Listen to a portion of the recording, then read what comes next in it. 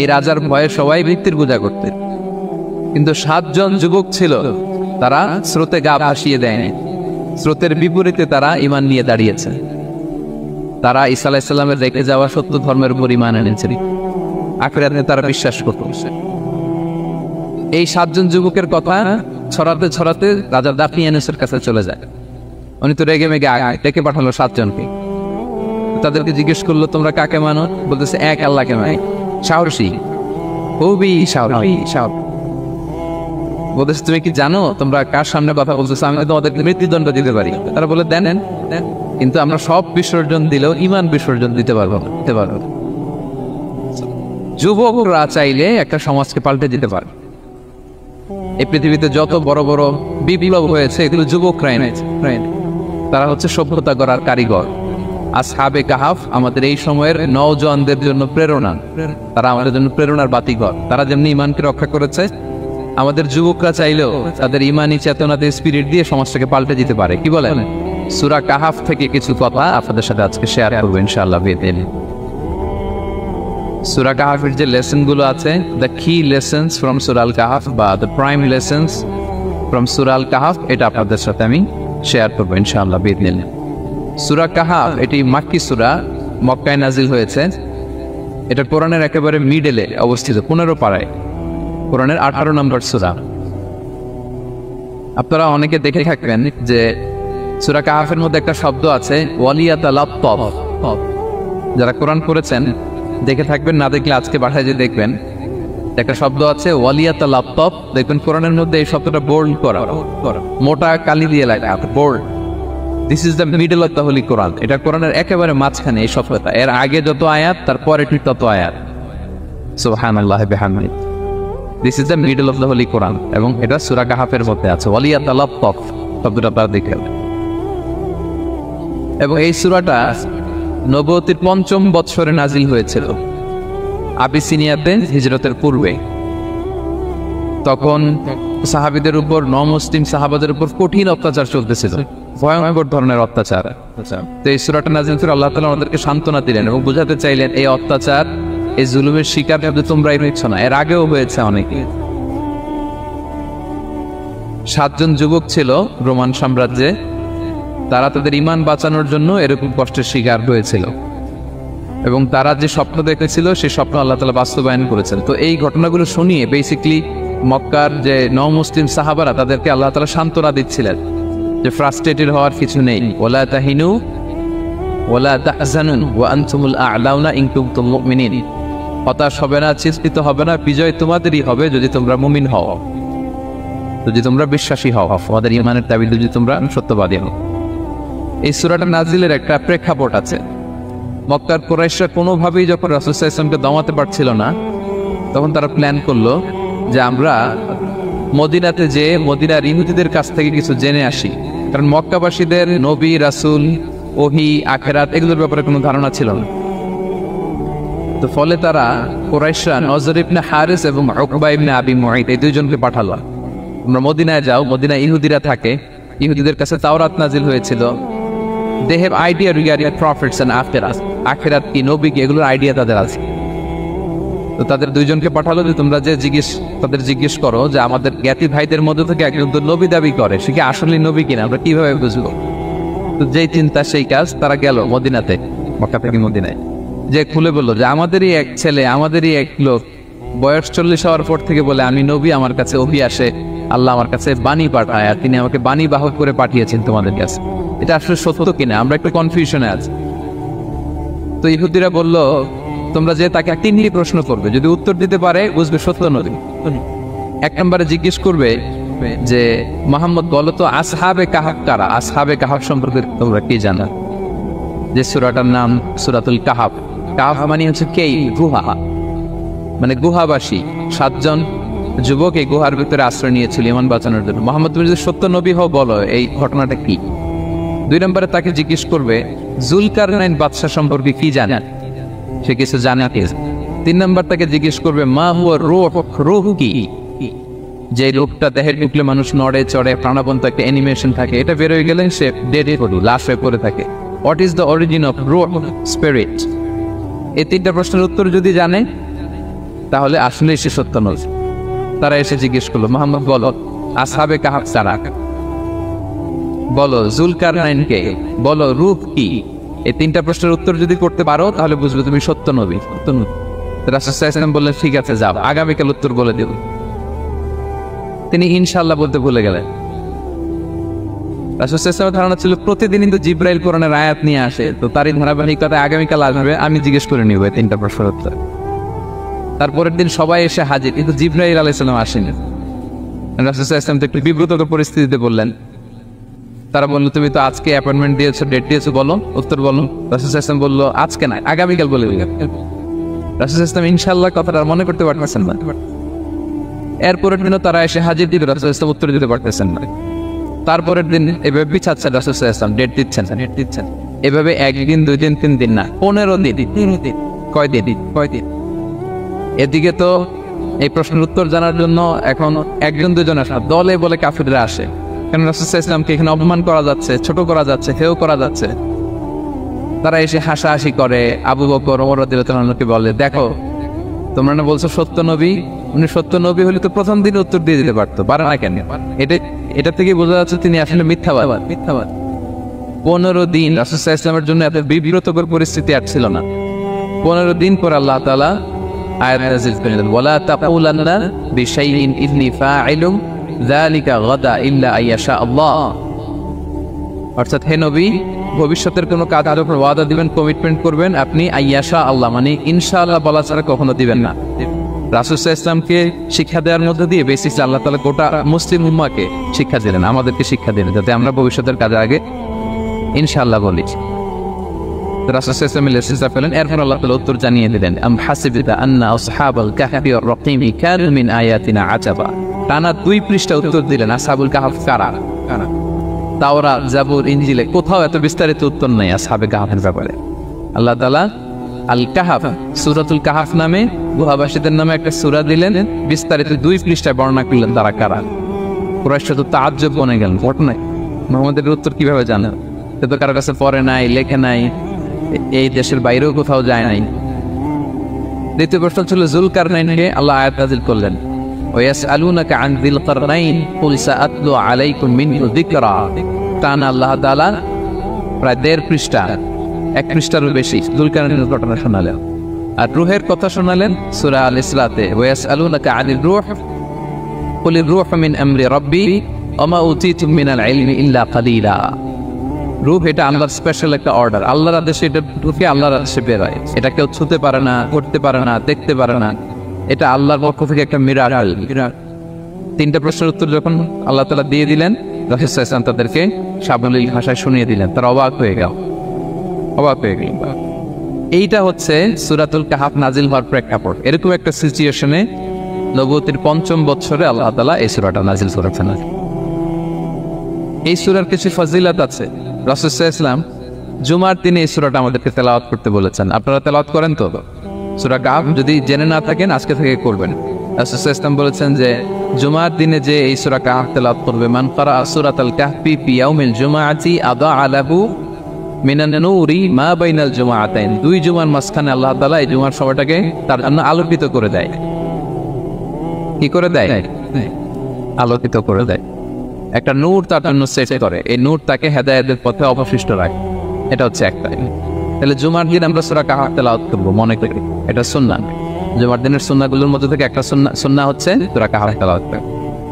আবার আরেকটা হাদিসে রাসূল সাল্লাল্লাহু আলাইহি ওয়াসাল্লাম বলেছেন, মান হাফিযা 10 আয়াতিন মিন আউয়ালি সূরাতিল কাহফি উসিমা মিন ফিতনাতিদ দাজ্জাল। যে ব্যক্তি সূরা কাহফের প্রথম 10 আয়াত মুখস্থ করবে সে দাজ্জালের ফিতনা থেকে মুক্তি পাবে। দাজ্জালের নাম তো আপনারা শুনেছেন, ভয়ঙ্কর ডেঞ্জারাস একটা ক্যারেক্টার। পৃথিবীর শুরু থেকে শেষ পর্যন্ত এর চেয়ে বড় ফিতনা আসেনি, আসবেও না। দাজ্জালের ফিতনা, সে তার এক চোখ থাকবে, আরেক চোখ এরকম বন্ধ থাকবে, এখানে লেখা থাকবে কাফারা। কোনোভাবেই তাকে দমানো যাবে না, হত্যা করা যাবে না। আল্লাহ নবী ঈসা আলাইহিস সালাম তাকে হত্যা করবেন। তো যে ব্যক্তি সূরা কাহফ তেলাওয়াত করবে, সূরা কাহফের প্রথম 10 আয়াত বিশেষ করে মুখস্থ রাখবে, আল্লাহ তাআলা উসিমা মিন ফিতনাতিদ দাজ্জাল, দাজ্জালের ফিতনা থেকে তাকে বাঁচাবেন। তা আমরা দাজ্জালের ফিতনা থেকে বাঁচতে চাই কি চাই না? আমরা যেন সূরা কাহাফের প্রথম 10 আয়াত মুখস্থ করি। সূরা কাহাফ যেন জুমার দিন আমরা তেলাওয়াত করি। So now the question arises, what is the relationship of Suratul Kahf with Dajjal? দাজ্জালের সাথে সূরা কাহাফের রিলেশনটার কারণ কি? একটা মেকানিজম তো এখানে আছে। এত সূরা থাকতে রাসূল সাল্লাল্লাহু আলাইহি ওয়াসাল্লাম কেন বললেন যে সূরা কাহাফ পড়লে দাজ্জালের ফিতনা থেকে বাঁচবে? কারণ কি? এর কারণ হচ্ছে দাজ্জাল আমাদেরকে যে সমস্ত জিনিস দিয়ে ফিতনায় ফেলবে, ওই ফিতনাগুলোর সলিউশন আল্লাহ তাআলা সূরা কাহাফের ভিতরে রেখে দিয়েছেন। দাজ্জাল 4টা জিনিস দিয়ে আমাদেরকে ফিতনায় ফেলবে। That's a trial of faith. এক নাম্বার, ঈমানের পরীক্ষা সে আমাদেরকে ফেলবে, আমাদের বিশ্বাস নিয়ে ছিনিমিনি খেলবে সে। এটার সলিউশন আছে সূরা কাহাফ, আমি বলবো আস্তে আস্তে। 2 নম্বরে দাজ্জাল আমাদেরকে ফিতনায় ফেলবে, দ্য ট্রায়াল অফ ওয়েলথ, সম্পদ দিয়ে সে আমাদেরকে ফিতনায় ফেলবে। 3 নম্বর, দ্য ট্রায়াল অফ নলেজ, জ্ঞান দিয়ে সে আমাদেরকে ফিতনায় ফেলবে। 4 নম্বর, দ্য ট্রায়াল অফ পাওয়ার, ক্ষমতা দিয়ে সে আমাদেরকে ফিতনায় ফেলবে। দাজ্জাল 4টা জিনিস দিয়ে আমাদেরকে পরীক্ষায় ফেলবে। কয়টা? 1 হচ্ছে ঈমানি পরীক্ষা, 2 হচ্ছে সম্পদ দিয়ে পরীক্ষা, 3 হচ্ছে জ্ঞান দিয়ে পরীক্ষা, 4 হচ্ছে ক্ষমতা দিয়ে পরীক্ষা। সে ঈমানের পরীক্ষায় আমাদেরকে ফেলবে। সে এসে বলবে আমি তোমার রব, এবং এটা প্রমাণ করার জন্য যা যা দরকার আল্লাহ তাআলা তাকে সব দিবেন। সে সব করতে পারবে। সে বলবে আমি তোমার রব। যদি বিশ্বাস না হয়, তোমার বাবাকে যদি জীবিত করে বিশ্বাস করবে? অনেকে বলবে হ্যাঁ আমার আব্বাকে জীবিত করে দেখান। তো তার বাবাকে ঠিকই সে জীবিত করে ফেলবে। আসলে শয়তান তার বাবার সূরাত নিয়ে সামনে দাঁড়াবে। আরে তাই তো, এটাই তো আমার বাবা, এটাই তো আমার দাদা। মানুষ ফিতনায় পড়ে যাবে, ঈমানের ফিতনায়। সে ভাববে আসলে এটাই বোধহয় আমার রব, এবং তাকে এত ক্ষমতা দেওয়া হবে, তার ডান দিকে থাকবে জান্নাত, বাঁ দিকে জাহান্নাম। তার কাছে আল্লাহ এটা দিবে। যে তার কথা শুনবে তাকে সে জান্নাতে ঢুকাবে, কিন্তু জান্নাতে ঢুকে সে জাহান্নামের শাস্তি ভোগ করবে। এটা তার বাইরের মানুষ বুঝবে না, অ্যাপারেন্টলি এটা জান্নাত।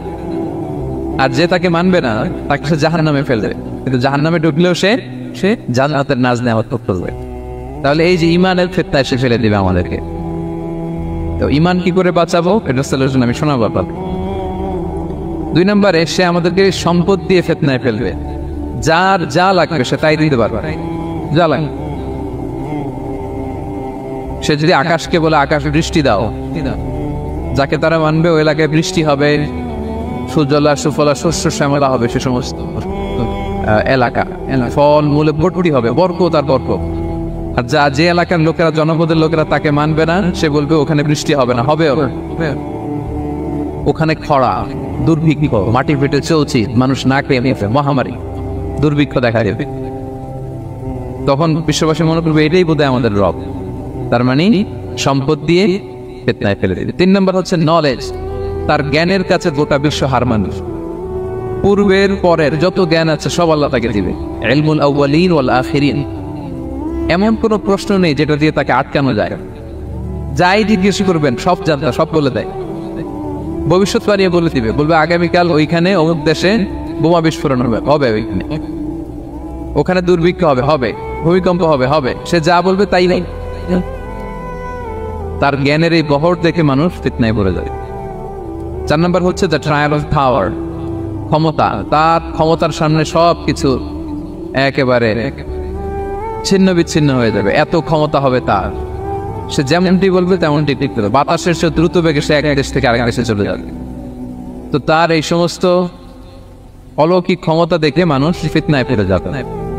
এবং এই ফিতনা, এই পরীক্ষার মুহূর্তগুলোতে মানুষ কিভাবে নিজেকে ধরে রাখবে তার সলিউশন আল্লাহ তাআলা সূরা কাহফে দিয়েছে। এই 4টা ফিতনা থেকে বাঁচার জন্য আল্লাহ সূরা কাহফে 4টা ঘটনা উল্লেখ করেছে। কয়টা? 1 নম্বর হচ্ছে আসহাবে কাহফ, যুবকদের ঘটনা, 7 যুবকদের ঘটনা। ঈমান কি করে বাঁচাবেন, সলিউশন ওখানে। সম্পদের ফিতনা থেকে কিভাবে নিজেকে বাঁচাবেন, এজন্য একজন বাগানওয়ালার ঘটনা আল্লাহ শেখান। জ্ঞানের ফিতনা থেকে কি করে বাঁচবেন, এজন্য আল্লাহ তাআলা মূসা আলাইহিস সালাম এবং খিজির আলাইহিস সালামের ঘটনা সেখানে উল্লেখ করেছেন। আর ক্ষমতার ফিতনা থেকে কি করে বাঁচবেন এটা বোঝানোর জন্য আল্লাহ তাআলা যুলকারনাইনের ঘটনা উল্লেখ করেছেন। 4টা ফিতনা থেকে বাঁচার জন্য কয়টা ঘটনা? 4টা ঘটনা। আমরা তাহলে একটা একটা করে ঘটনা শুনি, আমরা একটু উদ্ধার করার চেষ্টা করি যে কি কি সলিউশন আল্লাহ তাআলা আমাদের বাতান দিলেন। 1 নম্বরে হচ্ছে আসহাবে কাহফের ঘটনা। এটা 250 খ্রিস্টাব্দের সময়কালে রোমান সাম্রাজ্যের একজন বাদশা ছিল, নাম দাকিয়ানিয়াস, প্রতাপশালী বাদশা, পৌত্তলিক, মূর্তির পূজা করে। ঈসা আলাইহিস সালাম বিদায় নিয়েছেন 200-250 বছর হলো। তো সব নবীর ধর্মই কিন্তু ইসলাম, যদিও আমরা নাসারা বলি, ইয়াহুদি বলি, সব নবীদের ধর্মই কি ইসলাম। তো তিনি ছিলেন পৌত্তলিক, মূর্তির পূজা করত। আর তার এলাকায় কেউ যদি ঈসা আলাইহিস সালামের নাম নিত, আখিরাতে বিশ্বাস করতো, আল্লাহ বিশ্বাস করতো, তাদেরকে তারা পাথর মেরে হত্যা করত। জন্য ভয়ে কেউ ঈসাই ধর্মে ঈমান আনত না, মানে ইসলামে ঈমান আনত না। এই রাজার ভয়ে সবাই মৃত্যুর পূজা করতে। কিন্তু 7 জন যুবক ছিল, তারা স্রোতে গা ভাসিয়ে দেয়নি, স্রোতের বিপরীতে তারা ঈমান নিয়ে দাঁড়িয়েছে। তারা ঈসা আলাইহিস সালামের রেখে যাওয়া সত্য ধর্মের উপর ঈমান এনেছে, আখিরাতে তারা বিশ্বাস করত। এই 7 জন যুবকের কথা ছড়াতে ছড়াতে রাজা দাকিয়ানুসের কাছে চলে যায়। উনি তো রেগে মেগে ডেকে পাঠালো 7 জনকে। তাদেরকে জিজ্ঞেস করলো, তোমরা কাকে মানো? বলতেছে এক আল্লাহকে মানি। সাহসী, খুবই সাহসী।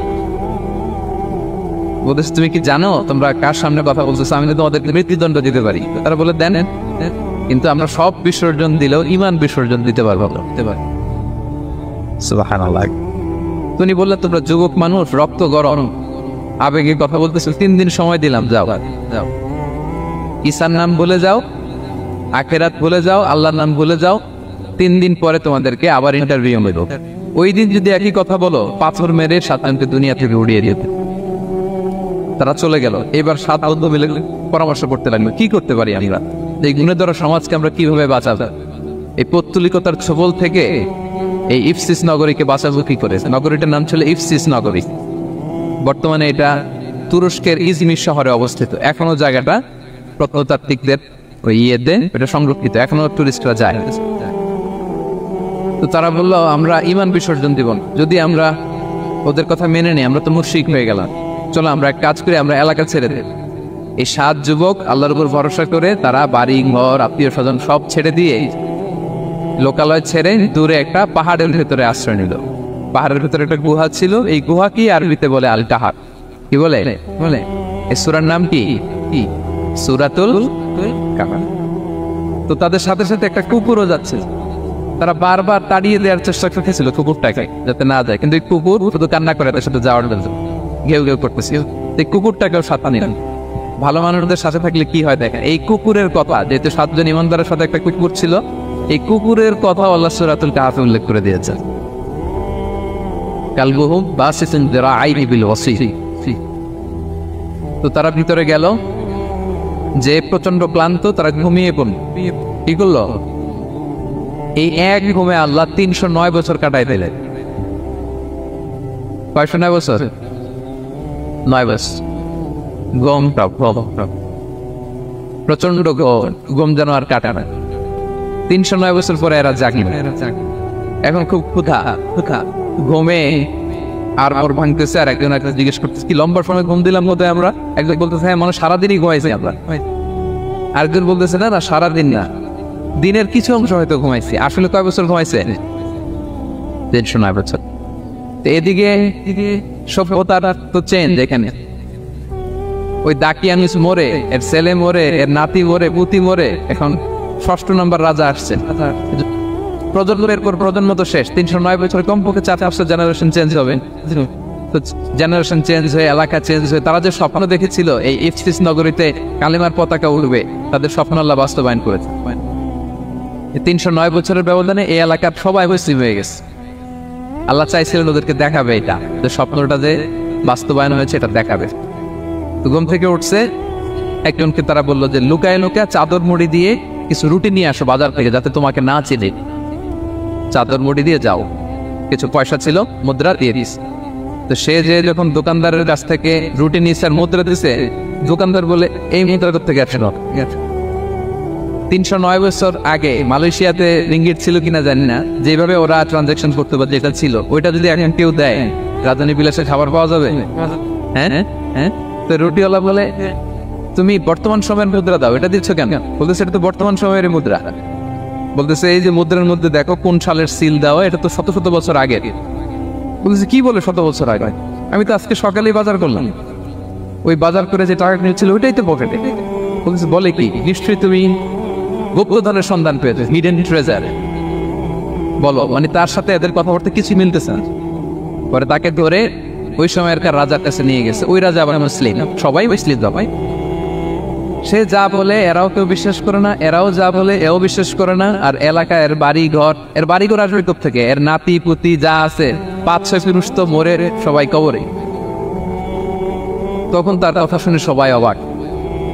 তো এটা মিলানোর জন্য তারা 309 বছর আগে দাকিয়ানুস বাদশার সরকারি যে নথিপত্র, ওই পুরাতন ছিঁড়া নথিপত্র তারা বের করলো। বের করে দেখেন ঠিকই দাকিয়ানুস নামে এক বাদশা ছিল, আর অনেক শত শত বছর আগে মোস্ট ওয়ান্টেড 7 জন যুবক ছিল যাদের ব্যাপারে এক্সিকিউশনের অর্ডার ছিল। এখন দেখে তারা অবাক। লম্বা ঘটনা আমি শর্ট করে বলতেছি। পরে সবাই মিলে তাকে সহ ওই গুহায় গেল। গুহায় যাওয়ার পরে সে বাকিদেরকে ডাকতে গুহার ভেতরে ঢুকলো। আল্লাহ তাআলা 7 জনকে ওইখানে মৃত্যু দিয়ে দিলেন। চিরকালের জন্য এই 7 জন ঘুমায় ফেলল। আর এলাকাবাসী রাজা সহ ওইখানে তারা একটা মসজিদ নির্মাণ করলেন। This is the story of আসহাবে কাহাফ।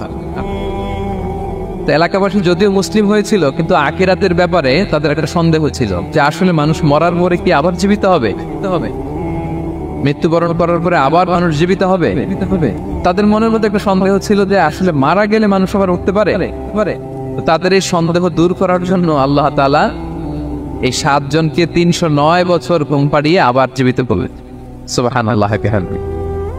তাহলে ঈমান কিভাবে বাঁচাতে হয় এটার প্রেরণা আমরা এই 7 যুবকের কাছ থেকে পাই। এখানে যেটা আমরা শিখি প্রিয় ভাইরা, 1 নম্বর লেসন হচ্ছে আমাদের গুড কোম্পানি লাগবে, রাইচাস পিপল, মানে আমাদের সার্কেলটা ভালো হইতে হবে। তাদের 7 জনের সার্কেলটা খুব ভালো ছিল, ফলে তারা বিপথে যায় নাই এবং তারা এমন শক্ত সিদ্ধান্ত নিয়েছে যে আল্লাহ তাআলা সেটাতে বরকত দিয়েছেন, গোটা সমাজকে আল্লাহ তাআলা চেঞ্জ করে দিয়েছেন। এটা হচ্ছে 1 নম্বর লেসন। আপনি ঈমান বাঁচাতে হলে আপনার সার্কেল ভালো লাগবে। বুঝবেন যে এলাকায় যাবেন ওখানে নামাজি সার্কেল কারা আছে, ওখানে জ্ঞানীগুণী সার্কেল কারা আছে, ওখানে ভালো কাজ করতে চায়, একে অপরকে সহযোগিতা করে, কল্যাণের পথের যাত্রী কারা আছে খুঁজতে হবে আপনাকে। খুঁজে ওই সার্কেলে আপনি যুক্ত হবে, তাইলে ঈমান বাঁচানো যাবে। ক্লিয়ার? 2 নাম্বার হচ্ছে conflict between believers and disbelievers is universal. সত্য মিথ্যার লড়াই এটা চিরন্তন, আজীবন থাকবে। এটা ওনাদেরও ছিল, এখনো আমাদের লড়াই করে যেতে হচ্ছে, আমাদের ভবিষ্যৎ প্রজন্মও করবে। এই লড়াইটা আমরা করে যেতে চাই। কি বলে? হ্যাঁ, থামা যাবে না? আমরা থামতে আসিনি, আমরা এই লড়াইটা করে যাব। আমরা সত্যের কথা বলেই যাব ইনশাআল্লাহ। বলেন ইনশাআল্লাহ। 3 নাম্বার হচ্ছে যে লেসনটা আমরা পাই, অনেকগুলো লেসন, আমি খুব প্রেসাইজলি বলতেছি। যুবকরা চাইলে একটা সমাজকে পাল্টে দিতে পারে। এই পৃথিবীতে যত বড় বড় বিপ্লব হয়েছে এগুলো যুবকরাই এনেছে। তারা হচ্ছে সভ্যতা গড়ার কারিগর। আসহাবে কাহাফ আমাদের এই সময়ের নওজওয়ানদের জন্য প্রেরণা। তারা আমাদের জন্য প্রেরণার বাতিঘর। তারা যেমনি ঈমানকে রক্ষা করেছে, আমাদের যুবকরা চাইলেও তাদের ঈমানি চেতনাতে স্পিরিট দিয়ে সমাজটাকে পাল্টে দিতে পারে। কি বলে? এখানে বেশিরভাগই তো যুবক। হ্যাঁ, গুড সার্কেলে থাকবেন তো আপনারা, সত্যের পক্ষে সবাই থাকবেন তো? আল্লাহ তাআলা কবুল করুন। আচ্ছা, এবার 2 নাম্বার ছিল সম্পদের ফিতনা, কিভাবে বাঁচবেন। আসহাবে কাহাফের পরে সূরা কাহাফে আল্লাহ তাআলা একজন বাগানওয়ালার ঘটনা বলেছে। 2 জন বন্ধু, একজন একটু গরিব, সে বিশ্বাসী, আরেকজন ধনী, সে অবিশ্বাসী। তাকে আল্লাহ তাআলা বিশাল বড় খেজুরের বাগান আর আঙ্গুরের বাগান দিয়েছেন, বিশাল অনেক বড় বিজনেস ম্যাগনেট। তো এই সম্পদের অহংকার সে করত। সে প্রায় তার গরিব বন্ধুকে বলতো যে তোর চেয়ে আমার সম্পদও বেশি, সন্তানও বেশি, জনবল বেশি, লোকবল বেশি, অর্থবল বেশি, সব বেশি। অহংকারে তার পা মাটিতে পড়তাম। আর সে আখিরাতের অবিশ্বাস করত এবং সে বলতো যে এই সম্পদ আমারে বাঁচাবে, চিরকাল আমাকে স্মরণীয় করে রাখবে, এই সম্পদ কোনোদিন যাবে না। অনেক বড় বড় ধনীরা আছে, তারা এরকম মনে করে যে আমি এত বড় সিআইপি, হ্যাঁ, আমি এত বড় বিজনেস ম্যাগনেট, এই দিন বোধহয় আর চেঞ্জ হতে পারে না, আমার আজীবনই বোধহয় এত পাওয়ার থাকবে, এত সম্পদ থাকবে। এটা ভুল ধারণা।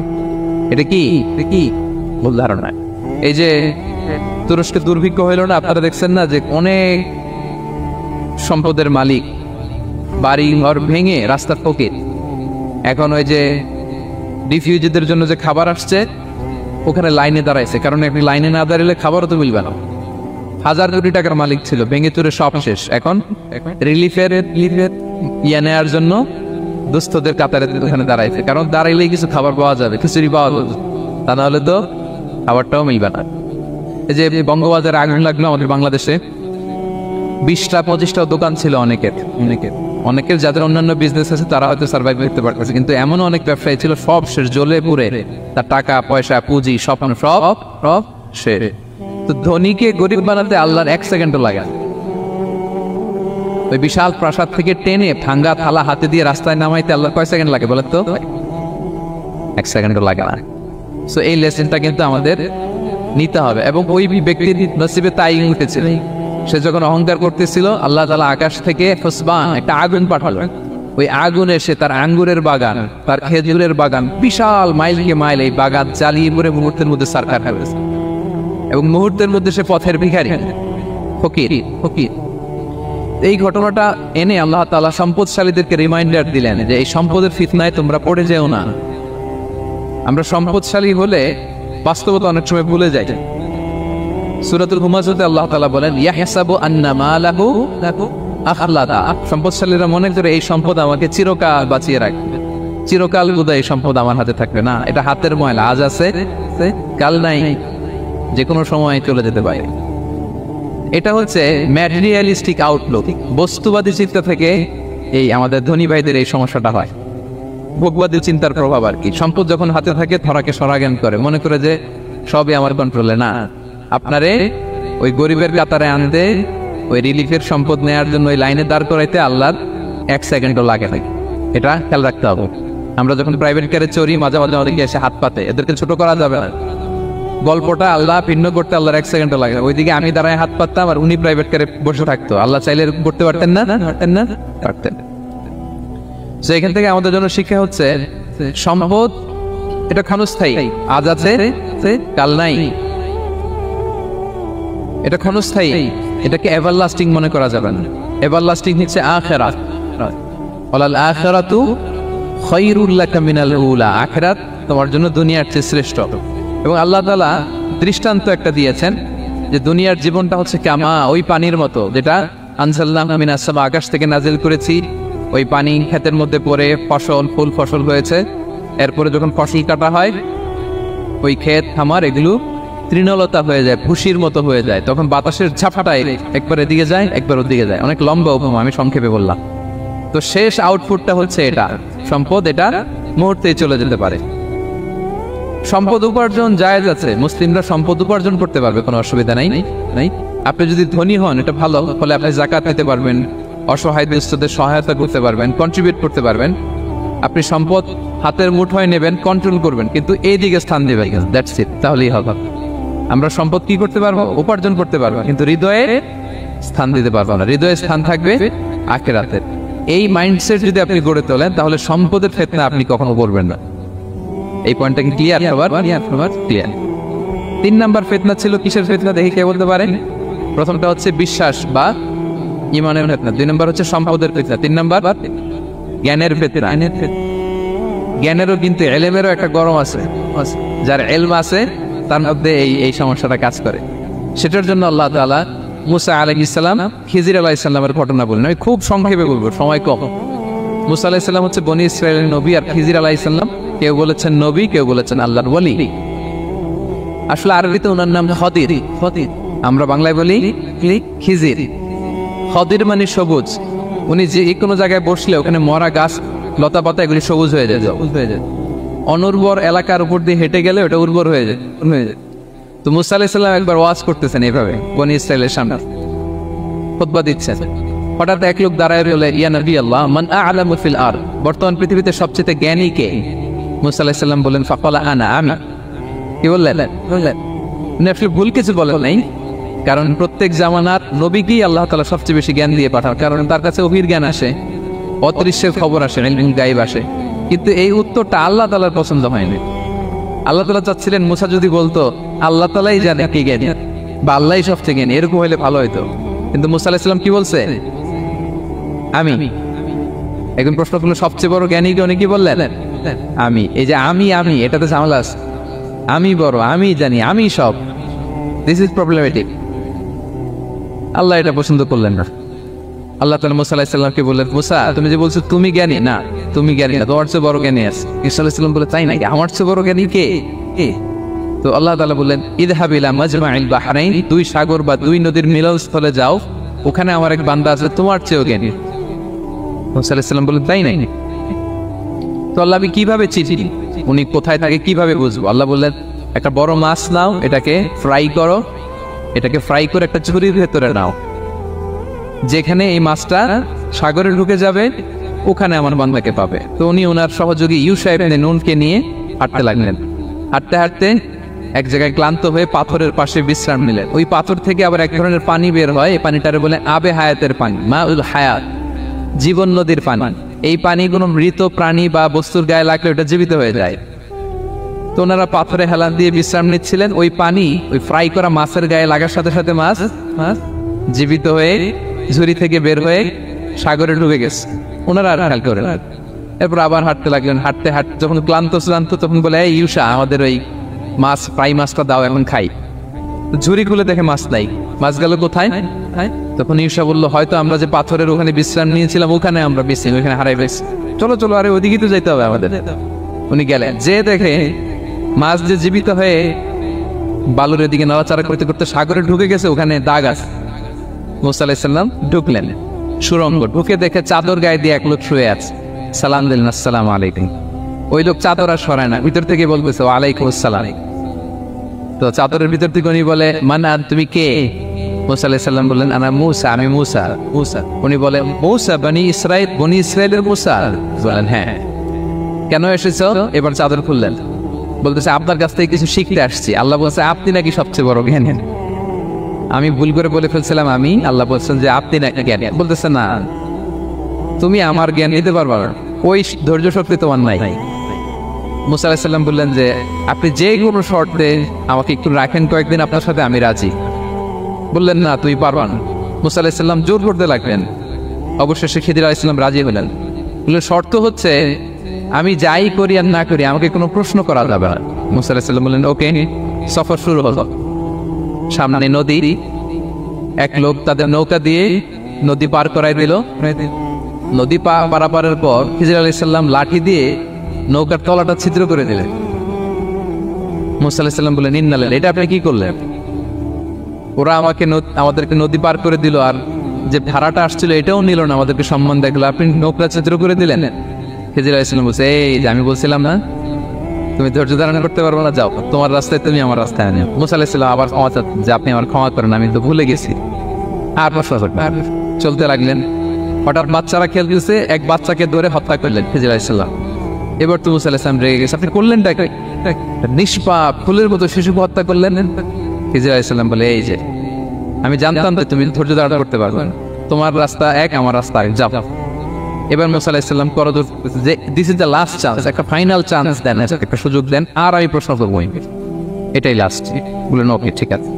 হাঁটতে হাঁটতে এক ইহুদি বসতির সামনে যে হাজির, দুজনই খুব ক্ষুধার্ত, খাবার চাইলো, এরা আবার কৃপণ, খাবার দিল না। তো খিজির আলাইহিস সালাম বললেন ঠিক আছে, খাবার যদি দিচ্ছেন আমরা চলে যাই। যাওয়ার পথে দেখতেছে এই এলাকার একটা দেয়াল ভেঙে পড়ে যাবে। উনি বললেন মুসা চলো এটা ঠিক করে দেই। দুইজন মিলে প্রচন্ড ক্ষুধায় এটা সেটা এনে দেয়ালটা দড়ি করতেছে। মুসা আলাইহিস সালাম তো এমনি রাগী, পেটে আবার ক্ষুধা, আবার বলছে কিছু বলাও যাবে না। তিনি এবার আর প্রশ্ন করেন, বলতেছেন ওরা এত কিপটামি করলো আর আপনি এটা করে দিলেন, আপনি তো চাইলে এটা টাকা নিতে পারতেন, পারিশ্রমিক নিতে পারতেন চাইলে। এই কথা বলার পর খিজির আলাইহিস সালাম বললেন হাদা ফিরাকু বাইনি ওয়া বাইনি, এখানেই তোমার আর আমার সেপারেশন, আর সামনে আগানো যাবে, তোমার কোনো ধৈর্যই নেই। তো এতটুকু তোমাকে আমি বলি যে আমি একটাও আল্লাহর আদেশ ছাড়া করি নাই, আল্লাহর আদেশে আমি করেছি। কি এক নাম্বার হচ্ছে ওই যে আমাদের ভাড়া নিতে চাইলো না, আমাদেরকে পার করে দিল, নৌকাটা ছিদ্র করেছি কারণ এই এলাকায় একজন জালিম বাদশা আছে, সে নৌকা পেলেই গরিব মাঝিদের নৌকা সৃষ্টি করে নিয়ে যায়। তো এটাকে যখন তলায় ছিদ্র করে দিছি, এই রাজার লোকেরা এসে দেখবে যে এটা তলা ছিদ্র, তো পানি হচ্ছে, এটা নেবে না, ওরা পরে সামহাও এটা রিপেয়ার করে চালাইতে পারে না। মুসা আলাইহিস সালাম বলে সুবহানাল্লাহ, তাই তো, এটা তো আমি বুঝতে পারি নাই। আর ওই ছোট শিশুটাকে হত্যা করছি, ও অনেক বড় জালিম হবে এলাকা, তার ফিতনায় এলাকাবাসী তটস্থ থাকবে, সে তার মা বাবাকেও জাহান্নামে নেবে, এজন্য আল্লাহ তাআলা আদেশ দিয়েছেন আমাকে, আল্লাহর আদেশে আমি তাকে হত্যা করেছি। মুসা আলাইহিস সালাম বললেন তাই তো, এটা তো অনেক ভালো কাজ করছেন তাইলে। বলতেছে তাহলে ওইটা বলেন, খাবারও দিল না, এত কৃপণ, এদের দেয়াল কেন ঠিক করতে গেলেন আপনি? তখন তিনি বললেন যে আসলে এটা একটা ইয়াতিমদের ঘর ছিল, দুইটা ইয়াতিম শিশু, তাদের বাবা মা খুব ভালো ছিলেন, আর এই দেয়ালের নিচে আসে গুপ্তধন, এই দেয়ালটা পড়ে যাবে, এই গুপ্তধন তারা ছোট মানুষ নিতে পারবে না, এলাকাবাসী তাদেরকে বঞ্চিত করে নিয়ে যাবে। আমি দেয়াল গড়ে দিলাম যাতে করে তারা যখন প্রাপ্তবয়স্ক হয় নিজেদের সম্পদ নিজেরা বুঝে নিতে পারে। সুবহানাল্লাহ ওয়া বিহামদিহি। মুসা আলাইহিস সালাম বলে, তাই তো, এগুলো তো আমি বুঝতে পারি নাই। তো এই ছিল খুব সংক্ষিপ্ত পরিসরে মুসা আলাইহিস সালাম খিজির আলাইহিস সালামের ঘটনা। বিষ্ণু সাল্লাল্লাহু আলাইহি ওয়াসাল্লাম জিহাদের ময়দানে যখন যেতেন তখনও আল্লাহর নামের তাকবীর দিতেন। বিষ্ণু বলতেন আল্লাহু আকবার খারিবাত খাইবার। ইহুদিদের একটা দুর্গকে যখন বিশ্বনবী একেবারে ড্যামলিশ করে দিবেন, ওই জেহাদে যখন মিলিটারি নিয়ে উনি অ্যাটাক করবেন, অ্যাটাকের শুরুটাই ছিল আল্লাহর নামে। বিষ্ণু বলেছিলেন আল্লাহু আকবার খারিবাত খাইবার, আল্লাহর নামে, আল্লাহ সুমহান, তার নামে এই খায়বারের দুর্গ আমরা ভেঙে দিব, আলহামদুলিল্লাহ পড়েন। যে কোনো যুদ্ধে বেরোলে বিশ্বনবী কার নাম পড়তেন? সফরে বেরোলে কার নাম পড়তেন? সফর থেকে ফিরে আসলে কার নাম? আজানে কার নাম? জিকিরে কার নাম? প্রথমে কার নাম? শেষে কার নাম? আল্লাহ এমন আল্লাহ, হুয়াল আউয়াল ওয়াল আখির ওয়াল যাহির ওয়াল বাতিন ওয়া হুয়া বিকুল্লি শাইইন আলিম। আল্লাহ বলে আমি প্রথম, আমি শেষ, আমি প্রকাশ্য, আমি গোপন, সূচনাহীন অতীত থেকে আমি আল্লাহ আছি, শেষহীন সীমাহীন ভবিষ্যৎ পর্যন্ত আমি আল্লাহ থাকবো। চিল্লা এখন ঠিকিরা। ওনার কোনো লয় নাই, ওনার কোনো ক্ষয় নাই, উনি অব্যয়, উনি অক্ষয়, উনি সদা জাগ্রত, সদা সজাগ, ওনার কোনো ঘুম নাই, ওনার কোনো তন্দ্রা নাই। সুবহানাল্লাহ পড়েন। লা তাখুযুহু সিনাতুন ওয়ালা নাওম, never sleep or slumber overtakes him. আল্লাহর ঘুমে তো ধরেই না, ঘুমের আগে যে তন্দ্রা ধরে ওইটাও ধরে না। সাইয়েদনা মুসা আলাইহিস সালাম আল্লাহকে জিজ্ঞেস করলেন, ইয়া রাব্বি, মাইকম্যান কোন দিকে? দেখা যায় না আমারে? আরেকটু সাউন্ডটা বাড়াতে হবে, তোমার সাউন্ডটা আরেকটু স্ট্রং করতে হবে। তোমার মাইকের নাম কি? হ্যাঁ, ভুলে গেছে ও, বলি কি কই? রায়হান, রায়হান মাইক, তুমি আরেকটু স্ট্রং করো, সাউন্ডটা আরেকটু স্ট্রং করো যাতে আমাদের কথা বলতে সুবিধা হয়। মুসা আলাইহিস সালাম আল্লাহকে জিজ্ঞেস করলেন, ইয়া রাব্বি, সাউন্ড আরো কমে গেছে তাই না? বাড়ছে একটু? রায়হান কই রে ভাই, আরেকটু বাড়াও সাউন্ড। সাইয়েদনা মুসা আলাইহিস সালাম জিজ্ঞেস করলেন, ইয়া রাব্বি আয়াগলিবুকান নাওমু, আল্লাহ আপনার কি ঘুমে ধরে না? সুবহানাল্লাহ পড়েন। আয়াগলিবুকান নাওমু, আপনার কি ঘুমে ধরে না? আপনার উপর কি ঘুম বিজয় লাভ করে না? আমি তো সারাদিন কাজ করার পরে আমার ঘুমে ধরে। আমি সারাদিন রাখালগিরির কাজ করি, ছাগল চড়াই। পৃথিবীর সব নবীরা ছাগল চড়াতেন। মা মিন নাবিয়্যিন ইল্লা রাআল গানাম, পৃথিবীতে এমন কোন নবী নাই যেই নবী মেষ চড়ায় নাই, বকরি চড়ায় নাই। সুবহানাল্লাহ পড়েন। সাহাবারা বললেন, ইয়া রাসূলুল্লাহ, আপনিও মেষ চড়িয়েছেন? বিষ্ণু বললেন, হ্যাঁ আমিও মেষ চড়িয়েছি। আমি তো অল্প কিছু টাকার বিনিময়ে মক্কাতে ছাগলগুলো চড়ায় দিতাম। সুবহানাল্লাহ পড়েন। তো মুসা আলাইহিস সালাম বললেন, আল্লাহ আয়াগলিবুকান নাওম, আল্লাহ আপনার কি ঘুমে ধরে না? আল্লাহ বললেন, কোনো কথা বলা যাবে না, দুইটা গ্লাসের ভেতরে পানি নাও, আর পানি ভর্তি গ্লাস নিয়ে তুর পাহাড়ের উপরে দাঁড়াও। সাইয়েদনা মুসা আলাইহিস সালাম দাঁড়ালেন। আল্লাহরে আবার জিজ্ঞেস করলেন, আল্লাহ আমি জিজ্ঞেস করলাম কি আর আপনি করতে বললেন কি? আল্লাহ বললেন, কথা বলো না, যা বলেছি তাই করো। আল্লাহর সাথে বেশি কথা চলে না, তিনি সব রাজার বড় রাজা, মহারাজা। চিল্লা এখন ঠিক কিরা? তো মুসা আলাইহিস সালাম কিছু বলতে পারে না, পানি নিয়ে দাঁড়িয়ে রইলেন। মুসা আলাইহিস সালামকে আল্লাহ বললেন, তুমি দাঁড়িয়ে থাকো, আর ঘুম রে বললেন, ঘুম তুই মুসারে ধর। ঘুম যে এবার সাইয়েদনা মুসা আলাইহিস সালামকে ধরেছে, উনি ঘুমের ধাক্কায় আর থাকতে পারে না, একবার ডানে যায় আরেকবার বায়ে যায়। ঘুমের ধাক্কায় হঠাৎ করে কাত হয়ে পড়ে যায়, আর গ্লাসগুলো মাটিতে পড়ে খান খান হয়ে ভেঙে যায়। আল্লাহ ডেকে বললেন, মুসা বেশি কিছু হেফাজতের তো দায়িত্ব দেয় নাই, শুধু দুইটা গ্লাস হেফাজতের দায়িত্ব দিয়েছে। ঘুমের কারণে এগুলোর হেফাজত করতে পারো নাই, ভেঙে খান খান হয়ে গিয়েছে। আমি যদি তোমাদের মতো ঘুমিয়ে যেতাম তাহলে পৃথিবীর সাথে সূর্য লেগে, সূর্যের সাথে চন্দ্র লেগে গোটা মহাবিশ্বটা এভাবে গ্লাসের টুকরার মতো খান খান হয়ে যেত রে মুসা। এজন্য লা তাখুযুহু সিনাতুন ওয়ালা নাওম, আমার ঘুমেও ধরে না, ঘুমের আগে যে তন্দ্রা আসে ওইটাও ধরে না। Never sleep or slumber overtakes him, আল্লাহর ঘুমও নাই, তন্দ্রাও নাই। সুবহানাল্লাহ পড়েন। এজন্য ওই আল্লাহর জিকির বেশি বেশি করার দরকার আছে না নাই? দুদিনের দুনিয়া, অল্প কয়েকটা বছরের ব্যবধানেই তোমার চুলো পাকতে শুরু করবে, তোমার এই রক্ত গরম শরীরটাও ঠান্ডা হয়ে যাবে, তোমার আশেপাশে আর কেউ ঘুরবে না, কেউ তোমারে ডাকবে না, কেউ তোমারে গুনবে না। চিল্লায় বলেন ঠিক কি না? এজন্য কিয়ামতের দিন বিশ্বনবী বলেন, বনি আদম 5টা প্রশ্নের উত্তর না দিয়ে কেউ পা নাড়াতে পারবে না। এর মধ্যে একটা প্রশ্ন হলো, যৌবন বয়সটা তুমি কেমন কাজে লাগিয়েছো?